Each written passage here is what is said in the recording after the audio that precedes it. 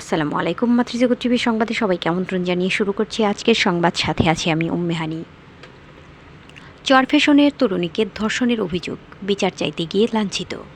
মোহাম্মদ জিয়াউদ্দিনের প্রতিবেদনে দেখুন বিস্তারিত। ভোলা জেলার চরফ্যাশন উপজেলার জাহানপুর ইউনিয়নে 18 বছরের এক তরুণী গার্মেন্টস কর্মী ধর্ষণের শিকার হয়েছে বলে অভিযোগ উঠেছে। ভুক্তভোগী অভিযোগ, বিয়ের প্রলোভন দেখিয়ে রাতের বেলা তাকে বাড়ি থেকে ডেকে নিয়ে একটি শিক্ষা প্রতিষ্ঠানের ছাদে জোরপূর্বক ধর্ষণ করা হয়। এ ঘটনায় বিচার চাইতে গেলে অভিযুক্তের পরিবার সদস্যরা তাকে ঝাড়ু দিয়ে মারধর ও লাঞ্ছিত করে বলে অভিযোগ করেছেন ভুক্তভোগী। পরে মানবাধিকার কর্মীদের সহযোগিতায় তিনি শশীভূষণ থানায় গিয়ে ঘটনার বিস্তারিত তুলে ধরে অভিযোগ দায়ের করেন।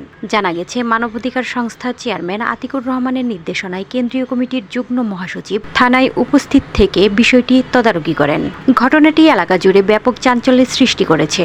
স্থানীয় সচেতন মহল ঘটনা সুষ্ঠু তদন্ত ও দোষীদের বিরুদ্ধে দ্রুত আইনগত ব্যবস্থা গ্রহণের দাবি জানিয়েছেন। এ বিষয়ে পুলিশ জানিয়েছে, অভিযোগটি গুরুত্বের সঙ্গে তদন্ত করা হচ্ছে এবং তদন্তের ভিত্তিতে প্রয়োজনীয় আইনগত ব্যবস্থা গ্রহণ করা হবে। ধর্ষণের অভিযোগ সংক্রান্ত সংবাদে আইনি ও নৈতিক কারণে ভুক্তভোগীর পরিচয় গোপন রাখা উত্তম। অভিযোগটি আদালতে প্রমাণিত না হওয়া পর্যন্ত অভিযুক্ত বা অভিযোগ রয়েছে এ ধরনের শব্দ ব্যবহার করা সাংবাদিকতার নীতিমালা অনুযায়ী অধিক উপযুক্ত।